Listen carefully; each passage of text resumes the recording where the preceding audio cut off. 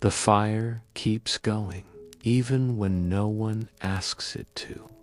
It makes its small sounds, and then stops again. The night sits out there like it belongs to the place. The smoke rises and gets lost in the dark. I can tell you're still there, just by the quiet. That's all right. There was a man I met when he was already past the age where you think you can start over without it costing you something. His name was John, not a loud man, not the kind who filled a room. He was the kind who could sit in a chair by the wall at a meeting and look like he was part of the room without needing to be noticed. He wore the same sort of coat every winter, a dark one with the collar rubbed smooth, and when he took it off, you could see he kept it on a peg at home, the way some people keep a tool, always ready, always in the same place. I met him through ordinary things, not through anything that sounds important when you say it later. There was a committee at the church for repairs, and the roof had been leaking in one corner for a long time. So they asked for people to come and talk about what to do. And I went because I lived nearby, and I was already used to showing up when someone asked. John was there because his sister went to that church, and she had pushed him to come, and he was the kind of man who gave in to small pushes from family, not because he liked being told what to do, but because he knew it was easier to go than to argue. The room where we met was the little hall with folding chairs and a long table. Someone had put out a pot of coffee that was already too weak, and there were 2 plates of plain biscuits that tasted like they had been bought the week before. The heat was too high, so everyone's cheeks were a little red, and coats were half on, half off, as people tried to decide if they should be warm or comfortable. John sat near the end of the table and listened. He didn't speak much. When he did, he spoke in short lines, the way someone reads off a list. The gutter's loose. That corner needs new boards. The paint is gone on that side. He wasn't trying to impress anyone. He didn't tell stories about work. He didn't make jokes. He just said what he saw. She came in a few minutes late.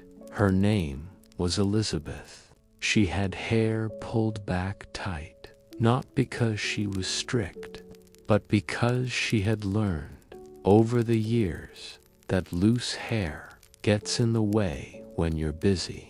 She took her coat off and folded it over her arm instead of hanging it, like she wasn't sure she would stay. She looked around, found an empty chair, and sat down without making a fuss. Elizabeth wasn't young either. She had that look people get when life has been settled for a while, not in a happy way or a sad way, just settled like furniture that has been in the same room long enough that you forget you ever moved it in.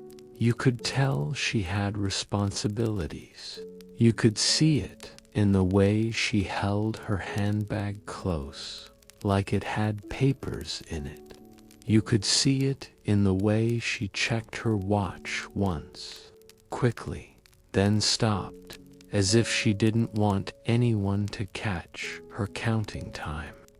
John glanced at her when she came in, the same way you might glance at a door when it opens, and then he looked back down at the table. That was all. There wasn't a spark. There wasn't that thing people talk about later when they want it to sound like fate.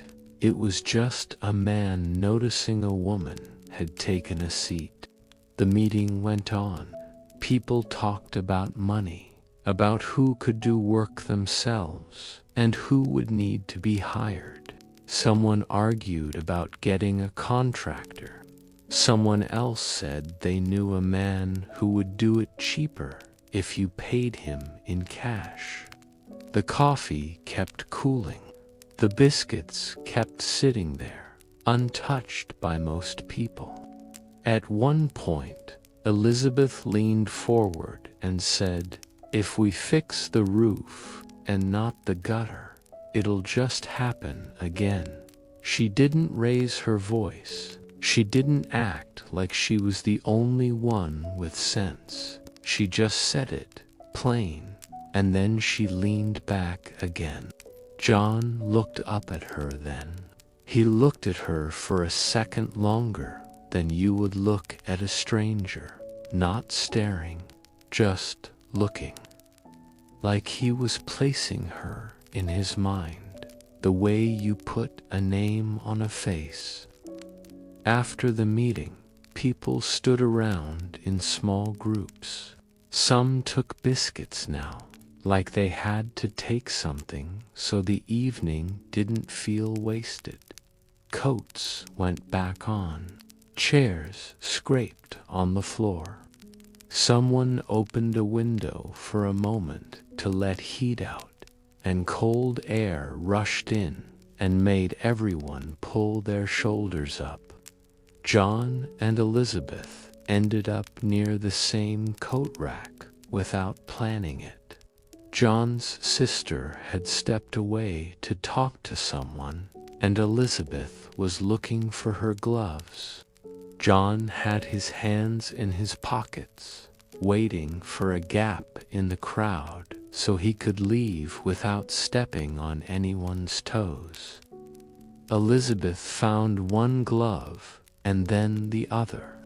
She held them in her hand and looked toward the door, like she was deciding whether to say anything to anyone or just go. John nodded toward the coffee pot and said, "It's not very good, is it?"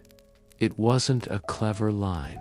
It was just a thing you could say to make two people stand in the same space without silence feeling sharp. Elizabeth looked at him and smiled a little, just a small movement, like her face remembered how to do it. She said, "It's better than nothing." John gave a short breath that might have been a laugh if it had gone further. He said, "That's true, and that should have been the end." Two people said two lines, and they went home to their own lives. But they didn't leave at the same moment. The crowd moved slow, and there were always one or two people who wanted to keep talking. John's sister kept being stopped. Elizabeth kept being asked if she could help with the list of costs because she worked in an office and people assumed she knew numbers. She didn't argue. She just said yes and took a pen from her bag and wrote things down. John stood nearby while she wrote. He watched her hand move across the paper. He noticed she wrote neat and small, the kind of writing you do when paper is precious or you've had been told all your life to keep things tidy. When she finished, she tapped the pen on the table once, like she was checking if the ink still worked. Then she put it back in her bag. John said, "You live close." It was a simple question. It could mean nothing. It could mean he was just making talk. Elizabeth said, "Not far." She nodded toward the street side of town, over by the school. John nodded, like he knew the area. He said, "I'm over near Maple Street." She said, "I know it." That was all. Still, it meant they now had places in each other's mind. A street, a school, a rough map. That's how things start when you're older. Not with dreams, with small facts. They saw each other again a week later. Not because they planned it, but because the same roof needed the same repairs, and the same people got asked to come back. This time, Elizabeth arrived on time. John was already there, sitting in the same chair, hands in his pockets. When she came in, he nodded, just once, like he was saying, "Yes, you're real. You're not just a face from last week." They talked a little more that night.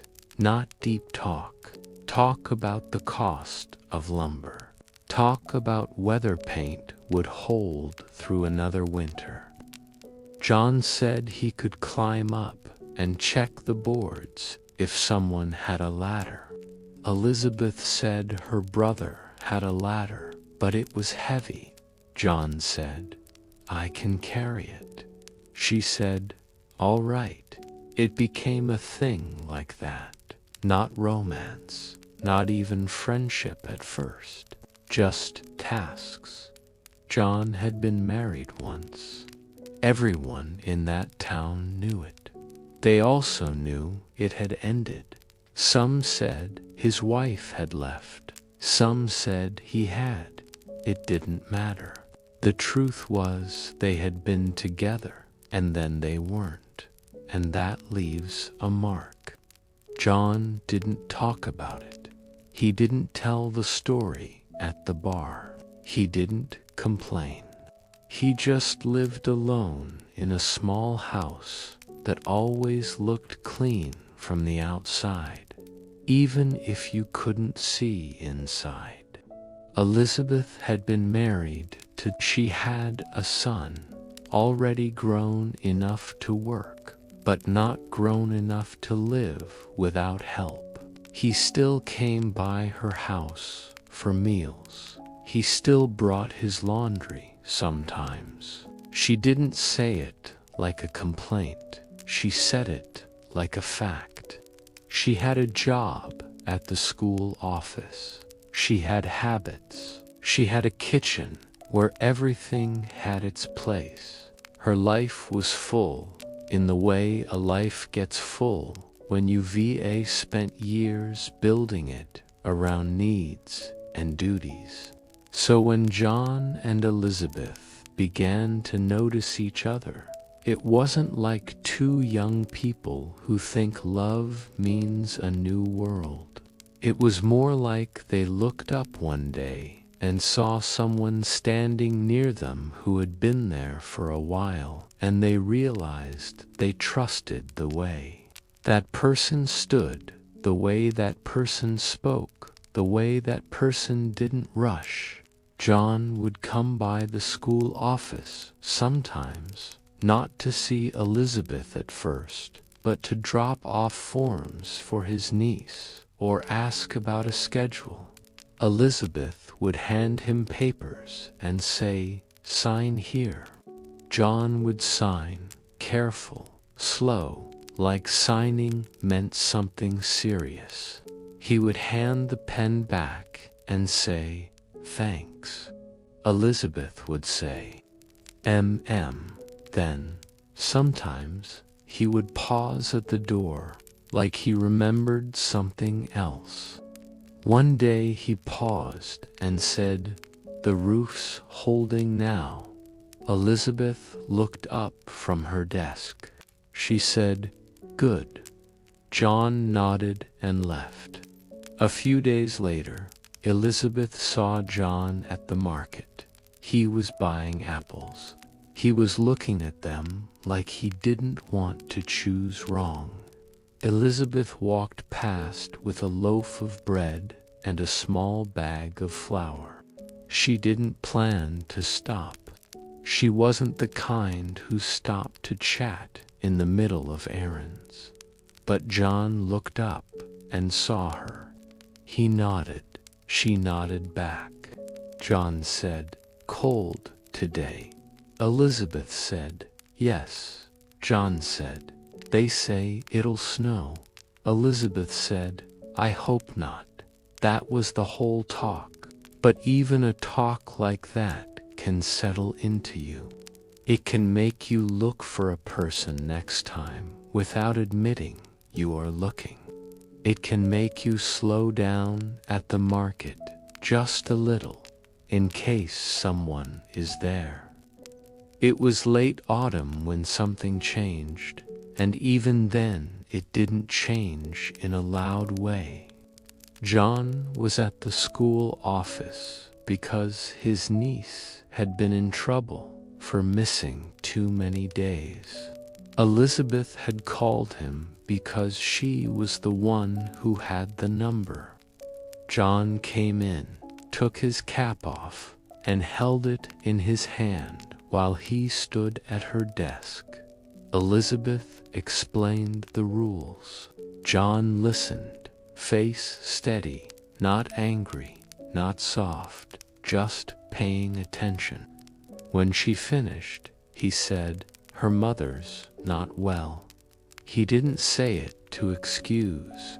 He said it like he was placing a weight on the table so she could see it. Elizabeth looked at him. She said, "I didn't know." John nodded. He said, "Not many do." Elizabeth sat back and looked down at the papers. She tapped them once, like she was thinking. She said, "We can work with that."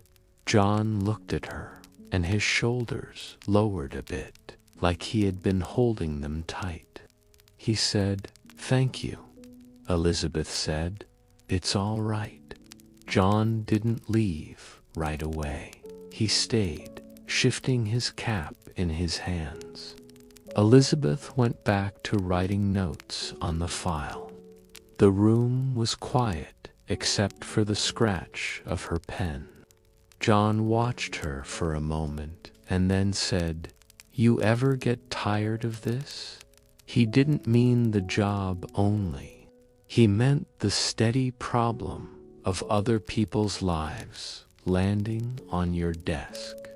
Elizabeth didn't answer right away. She kept writing. Then she set the pen down and said yes, just that. Then she picked the pen up again. John gave a small breath. He said, "Me too." That was one of the first times they spoke in a way that wasn't tea, about roofs or schedules or weather. It still wasn't a confession. It still wasn't a romantic line. It was just two people admitting they were tired in the same way. After that, they began to speak a little more when they happened to be in the same place. Sometimes it was only a minute. Sometimes it was longer. John would come by the school and find a reason to stand near the office door. Elizabeth would look up, see him, and not act surprised, even if she was. Once, Elizabeth had stayed late to finish some paperwork. The school was quiet. The halls were empty. The cleaning woman was down the hall, pushing a mop bucket. Elizabeth's eyes hurt from reading. She took her glasses off and rubbed the bridge of her nose. She heard a knock at the door and looked up. John stood there. He held a small bag in his hand, the kind of bag you get from the bakery. He said, "They had extra rolls." He held the bag out like it was a tool being handed over. Elizabeth looked at it and then looked at him. She said, "Why are you bringing me bread?" John shrugged. "Small. Because I was there. Elizabeth didn't smile wide. She just looked at him for a second, then reached out and took the bag. All right, she said. John nodded, like the matter was settled, and turned to leave. Elizabeth called after him.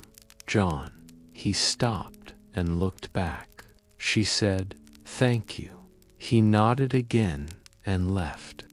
Later, when she went home, she set the rolls on her kitchen table. She didn't eat one right away. She just looked at them for a moment, then put them in the bread box like they belonged there. Then she washed her hands, slow, careful, and stood by the sink looking out her window, thinking in a quiet way, not dramatic, just letting the thought sit that someone had brought her bread for no reason he would name. That's how it was. It was cautious. It was not young. It was more like recognition than heat, like you find a coat that fits after years of wearing one that never quite sat right. You don't shout about it. You just wear it and feel the ease. I worked with someone years ago who lived through that same kind of slow, careful pull, where nothing is sudden and yet something is happening all the time. I think of it because it had that steady pattern to it, like the way a clock sounds at night when everything else is quiet and you start noticing it. John's life did not open up like an empty field. It was already full.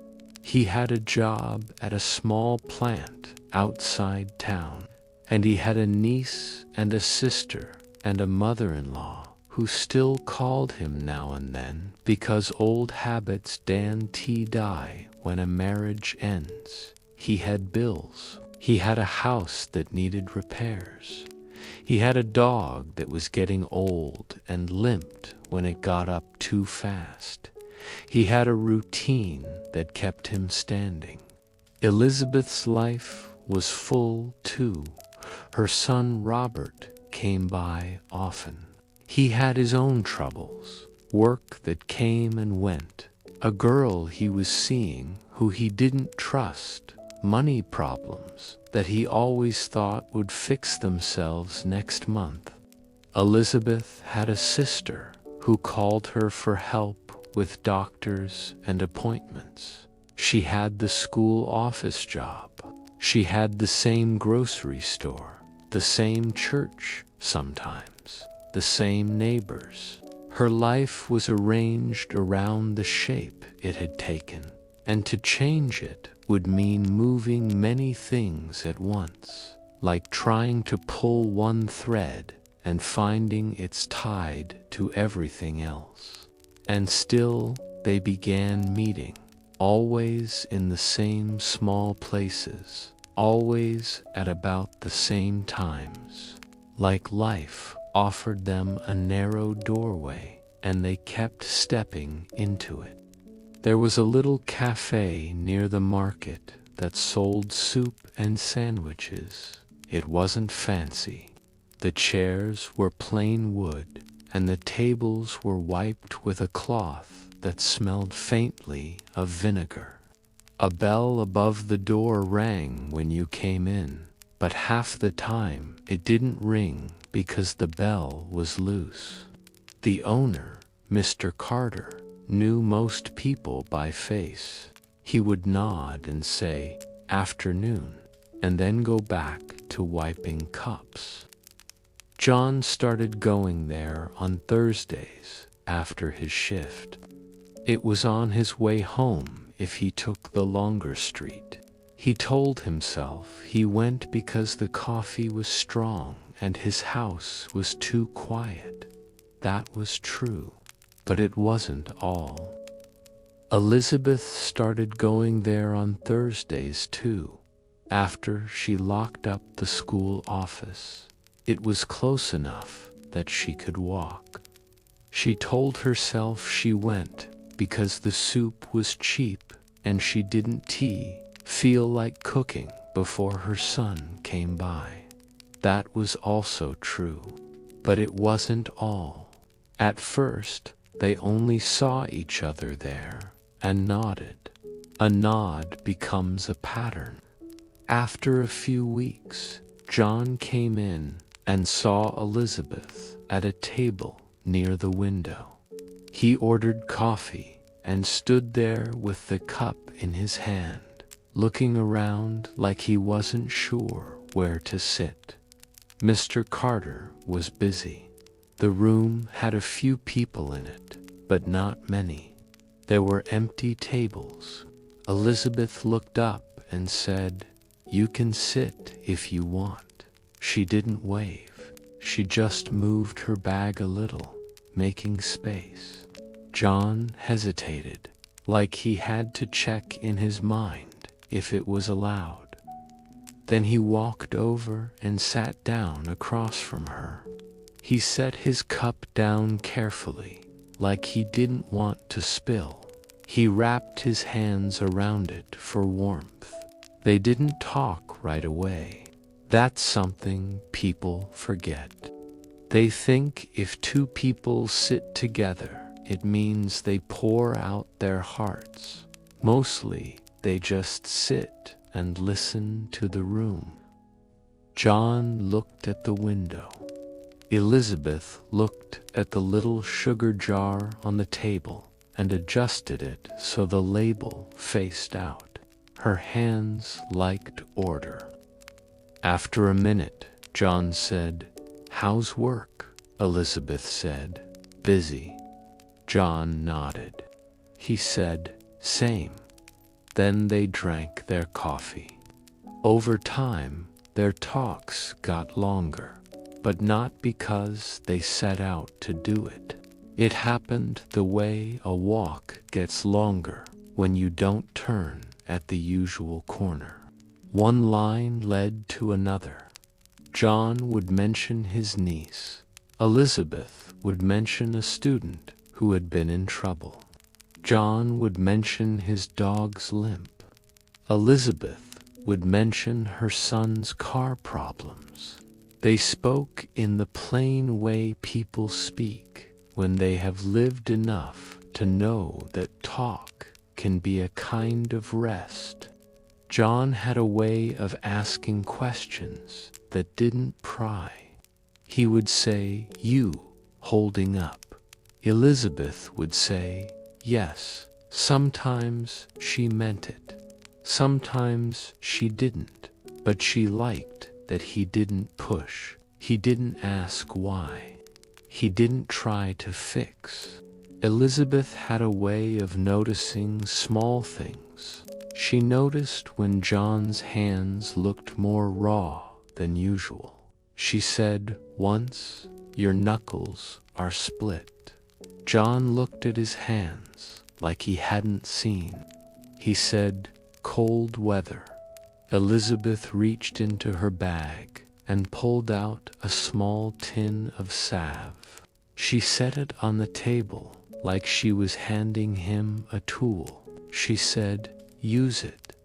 John looked at it and then looked at her. He said, "All right." He took it, not making a big deal. It sounds like nothing, but nothing is often how it is when you're older. You don't bring flowers.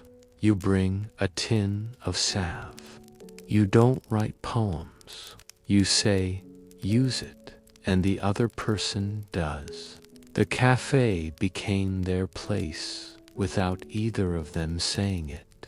Thursdays, late afternoon, John would come in, and if Elizabeth wasn't there yet, he would sit at the same table near the window anyway. He would look at his cup. He would watch people pass outside. When Elizabeth came in, he would look up, and she would nod, and she would sit. Sometimes they were quiet for long stretches. Elizabeth would stir her soup slowly, like she was thinking about something else. John would look at his hands. He would rub the edge of his cup with his thumb. The room would be filled with small sounds, a spoon against a bowl, a chair moving, Mr. Carter's radio playing low. It wasn't always comfortable. Sometimes you could feel the question between them, like a coat hanging on a hook in the room, always there. They didn't say it out loud. The question was simple and hard. What are we doing? What could we do? Would it make sense to change anything now? Because both of them had lives that weren't empty pages. John had a routine that kept him from falling apart. Elizabeth had obligations that were real. Her son needed her, even if he was grown. Her sister needed her. The school needed her. She needed the steadiness of her own kitchen, her own bed, her own neighbor who watered her plants when she was away. And John, even though he lived alone, was not free in the way young people think of free. He had a history, and history follows you. He had habits that were hard to bend. He had a fear, quiet but real, that if he stepped too far into a new life, he would lose the one he had managed to build after his marriage ended. So they circled it, careful. They let their words hover near the edge and then pull back. One day, when the weather had warmed a little and the cafe door stood open for air, Elizabeth said, "Do you ever think about leaving?" She didn't say leaving what. She didn't say leaving where. She just said it like she was asking about a train schedule. John didn't answer right away. He took a sip of coffee. He set the cup down. He looked out the window at a man pushing a cart. Then he said, "Sometimes." He didn't add more. Elizabeth nodded, like that was enough. She said, "Me too." And then she picked up her spoon again. "Another day," John said. "You ever feel like it's too late to do something different?" Elizabeth's eyes stayed on her bowl. She said, "Yes." John said, "I do." Then they were quiet. The talks got longer in the small ways. They began to walk together, sometimes after the cafe closed. Not far, just down the street to the corner where their paths split.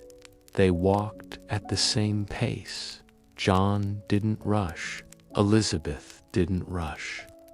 Their steps matched without them thinking.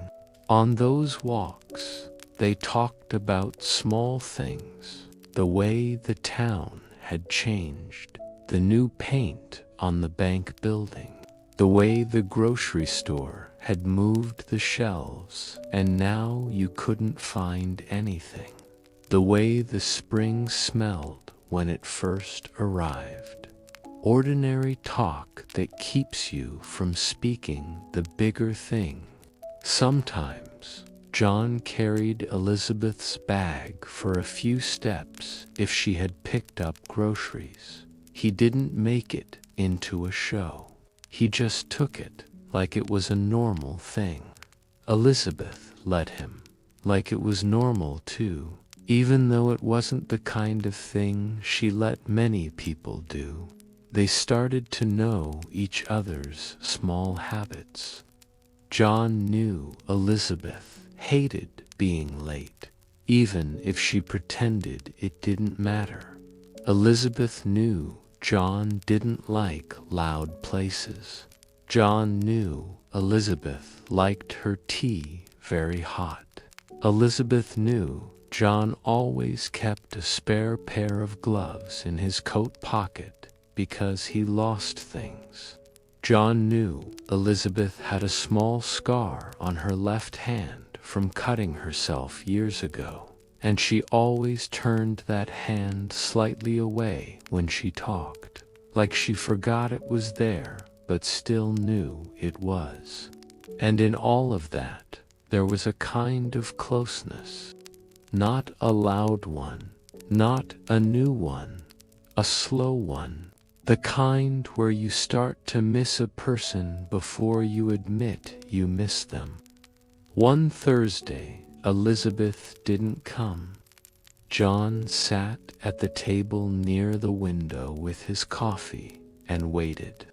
He told himself she might be busy. He told himself she might have had to stay late at school. He told himself her son might have needed her. He kept telling himself things, because when you're older, you don't like to let hope sit out in the open where it can be seen. He waited. Mr. Carter wiped tables. The radio played. People came and went. John drank his coffee. It got cold. He didn't order another. He just sat. When it got late enough that it would be rude to stay, he stood up, left a coin on the table, and walked out. He walked home with his hands in his pockets. The wind was sharp. He felt it in his ears. The next day, Elizabeth came by his house. That was a change. She stood at his door, holding her bag close. John opened the door and looked surprised, but he didn't say it. He just stepped back and let her in. Elizabeth took her coat off and held it in her arms because she didn't know where to put it. John said, "You can hang it." Elizabeth hung it on a hook, careful, like she didn't want to claim the space. She said, "My sister was in the hospital." John nodded. He didn't ask for details right away. He said, "Is she all right?" Elizabeth said, "She will be." Then she looked down at her hands, and her fingers moved against each other, small, nervous. John said, "You want to sit?" Elizabeth sat on a chair near the kitchen table. John stood for a moment, like he didn't know if he should sit too. Then he sat across from her, leaving space between them. He said, "Coffee." Elizabeth said, "If you have it." John got up and put water on. He moved slow, like he was trying not to startle the moment. They sat at the table with coffee that was stronger than Mr. Carter's. The house smelled of soap and old wood. A clock ticked in the other room. John's dog lay near the stove and lifted its head once, then put it down. Elizabeth looked around, not nosy, just taking in the place. It was plain. A few photos on the wall, a chair with a folded blanket, a sink that had been scrubbed. It didn't look like a bachelor's mess. It looked like a man who kept things in order because disorder made him feel unsafe. Elizabeth said, "It's nice." John shrugged. "It's a house," he said. Elizabeth nodded. She sipped her coffee. There was a pause then that felt thick. Not romantic, not dramatic, just heavy with what they didn't say. John looked at Elizabeth. Elizabeth looked back. Her eyes looked tired. John's eyes looked tired too. Elizabeth said, "I didn't know where else to go." John nodded, like he understood. He said, "You can come here." He said it like he was talking about shelter from rain, not like a proposal, not like a promise, just a statement. Elizabeth's eyes shifted down for a moment. She said, "All right," and then she took another sip. After that, it became even more tangled, because now they had crossed into each other's private space. The cafe was neutral. The street corner was neutral. A house is not neutral. A house has its own rules. A house holds things. They didn't rush into anything. They didn't start spending every night together.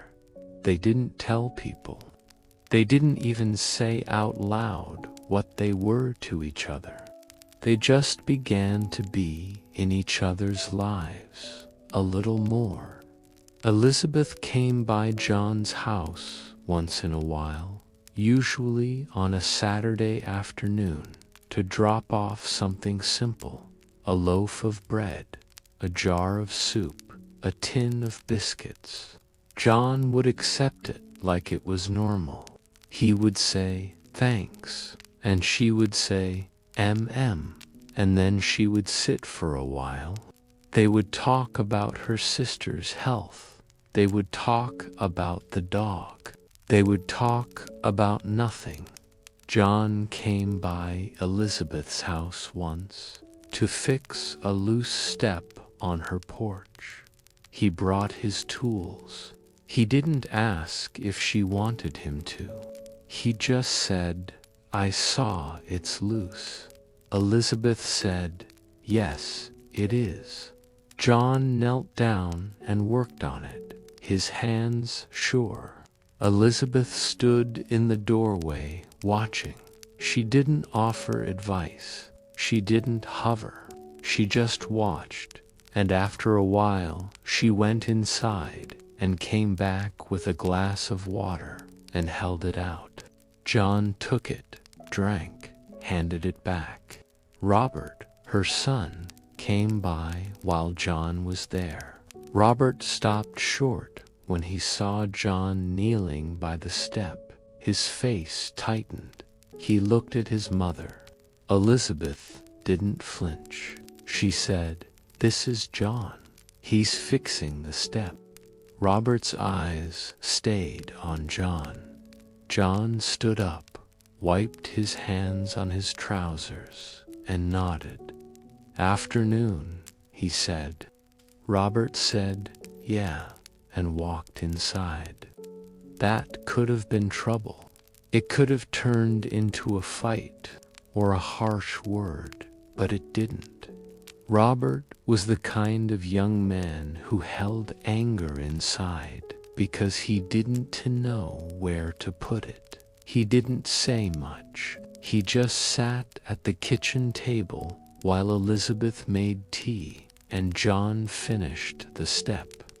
When John left, Elizabeth walked him to the gate. John said, "He doesn't like me." Elizabeth said, "He doesn't like change." John nodded. He said, "Neither do I." Elizabeth gave a small sound that could have been a laugh if it had been lighter. She said, "No." John looked at her, and his face softened just a little. Then he turned and walked away. They kept meeting on Thursdays at the cafe. They kept walking to the corner. They kept saying things around the edge of what was true, and the question stayed unspoken, but it kept growing in the room with them. Would it make sense to do more than this? Would it make sense to move houses, to mix lives, to face families, to take the risk of being talked about, to be seen as foolish for wanting something new when most people thought you should be grateful for what you already had? Elizabeth would sometimes talk about how her house was too much work. John would say, "It's a good house." Elizabeth would say, "It's still work." John would nod. Elizabeth would sometimes talk about being tired of cooking for one, and then cooking for her son when he came, and then cleaning again. John would say, "You could cook less." Elizabeth would look at him like he had suggested she stop breathing. Then she would shake her head and say, "It doesn't work like that." John would sometimes talk about how quiet his house was at night. He would say it without complaint, but the words would hang there. Elizabeth would stir her soup and say, "Yes." She would not say, "Come to my house." She would not say, "I'll come to yours." She would just say yes, because yes was safe. There were evenings when they sat in the cafe until Mr. Carter began stacking chairs. He would wipe a table and look at them as if to say, "It's time." John and Elizabeth would stand up slowly, like they were waking from a nap, and put on their coats. Sometimes, outside, they would stand by the streetlight for a moment, not moving. The light would make their faces look tired and pale. The air would be cold. John would put his hands in his pockets. Elizabeth would tuck her scarf in tighter. John would say, "All right." Elizabeth would say, "All right," and then they would walk. If you asked them what they were doing, they might not have had a clear answer. They were doing what they could without breaking the rest of their lives. They were letting the days hold them up. They were choosing the part that didn't demand a decision. This reminds me of a thing that happens more often than people admit, where the choice is not yes or no, but the choice is whether you can bring yourself to act at all. I saw it in John, and I saw it in Elizabeth, and I saw it in myself in other times, and it always looks the same from the outside. To people who keep moving forward, because forward is what days do, even when a part of you stays still. There came a week in early summer when the town was busy with small events, school finishing, work shifting, people planning trips they could barely afford. The cafe was full more often. Mr. Carter looked tired. The street outside smelled of warm dust. The light stayed late. On that Thursday, John was late. He came into the cafe with his coat half open, like he had been walking fast. Elizabeth was already at the table by the window. She had her hands around her teacup. She looked up when he came in, and her face showed something close to relief, though she would have denied it. John sat down. He said, "Sorry," Elizabeth said. "It's fine." John shook his head. "No," he said, "it's not." He looked down at his hands. His fingers moved against each other. That was a sign. John didn't fidget much. Elizabeth watched him. She didn't press. She waited. That was her way. John took a breath. He said, "My sister wants me to move in with her for a while." Elizabeth's eyes narrowed slightly. "Why?" she said. John said, "She's not well." Elizabeth's face changed, softening. John went on, "She has days where she can't get up. She has days where she forgets things." He paused. "She's scared." Elizabeth nodded slowly. She said, "That's hard." John said, "Yes." He rubbed his thumb along the edge of his cup, the way he always did when he didn't know what to do with his hands. Elizabeth asked, "Will you?" John didn't answer right away. He looked out the window. A boy was riding a bicycle too fast. A woman was carrying flowers. Life kept going. John said, "I don't know." He said it quietly, and the words sat there. Elizabeth said, "If you go, it will change things." She didn't mean the roof repairs. She meant the Thursdays. She meant the pattern that had become their small shelter. John nodded. "I know," he said. They sat a long time after that, without saying much. The cafe noise moved around them. Mr. Carter called out an order. Someone laughed. A chair scraped, but their table felt separate, like it had a wall of quiet around it. At last, Elizabeth said, "Sometimes I think we keep doing this because it's easier than choosing." She didn't say it in a harsh way. She said it like she was reading out something she had already known for months. John looked at her. His face was plain. He said, "Yes." He swallowed once. Then he said, "But choosing would make everything else fall over." Elizabeth nodded. "Yes," she said. Her hands stayed around her cup. Her fingers were tight. Then she loosened them, as if she noticed. John said, "I don't know if I can do it." Elizabeth didn't ask what it was. She knew. The talk ended there. Not because they had solved anything, but because there were no more simple words left that could hold the weight. They finished their drinks. They stood. They put on their coats. Outside, under the streetlight, they stood longer than usual. John looked at Elizabeth's face. Elizabeth looked back. There was the smallest movement in Elizabeth's shoulders, like she wanted to lean in, but she didn't. John's hands stayed in his pockets. He said, "I'll see you." Elizabeth said, "Yes." Then she said, "If you can." John nodded. He didn't say yes. He didn't say no. He just nodded, and then he turned and walked away, and Elizabeth watched his back until he reached the corner.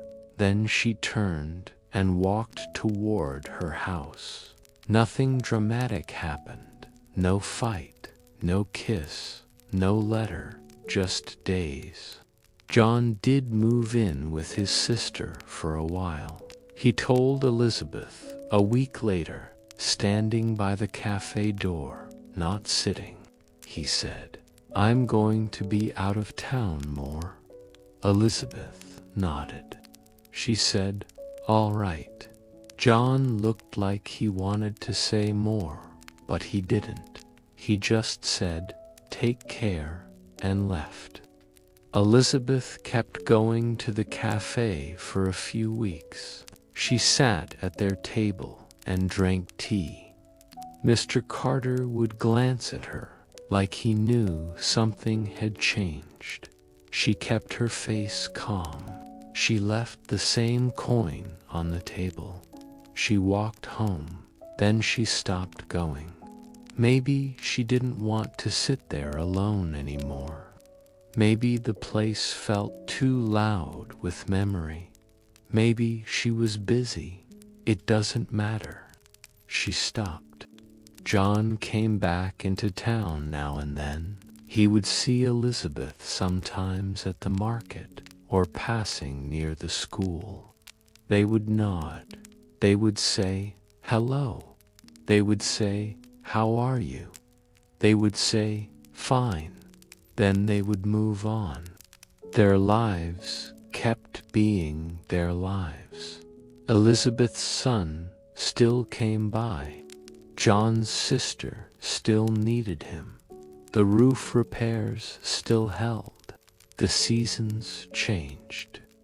Years later, when John's sister died, John returned to town for good. By then, Elizabeth's hair had more gray. Her shoulders looked a little more tired. John's face had more lines. His dog was gone. Her son had moved away and then moved back and then moved away again. The town had changed a little, but not much. Towns don't change fast. They just shift around the edges. John and Elizabeth saw each other one afternoon at the grocery store. John was standing in the aisle looking at canned goods like he didn't remember which brand was right. Elizabeth came around the corner with a basket. She stopped when she saw him. He stopped too. They stood there for a moment like two people who had once shared a language and now weren't sure if they still did. Then John nodded. Elizabeth nodded. John said, "Hello, Elizabeth." She said, "Hello, John." John said, "I'm back," Elizabeth said. "I heard." John looked at her basket. There was bread, eggs, a small bag of apples. "Ordinary," he said. "How are you?" she said. "All right," John said. "Good." There was a pause. It was not awkward in a loud way. It was just heavy with what had been. John said, "I think about it sometimes." He didn't say what. He didn't have to. His eyes stayed on the shelf. His voice was low. Elizabeth's fingers tightened around the basket handle. She said, "Yes." She didn't say she thought about it too, but her face said it. John swallowed. He said, "We never chose." Elizabeth looked at him then, really looked. Her eyes were steady. She said, "No." John nodded. He said, "I don't know if it would have worked." Elizabeth said, "Neither do I," John said. "But I know we could have tried." Elizabeth's mouth pressed into a line for a second, then softened. She said, "Yes, that was it." That was the closest they came to naming it. No crying, no blame, no big words, just yes. John reached out then, slowly, and touched the edge of Elizabeth's basket. Not her hand, just the basket, like he was checking it, was real. Then he pulled his hand back. He said, "Take care." Elizabeth said, "You too." And then they moved on, their carts rolling, their baskets carrying the same kind of food they had always carried. Later, Elizabeth went home and cooked her supper.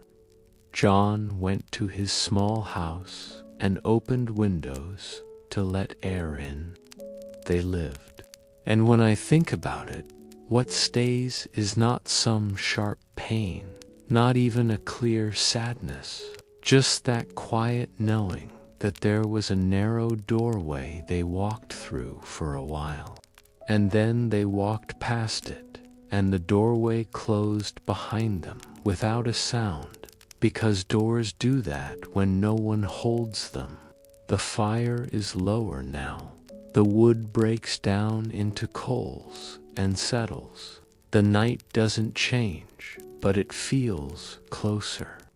The warmth is still here, but it's softer. I can hear the small crack when a coal shifts. That's enough to keep me sitting.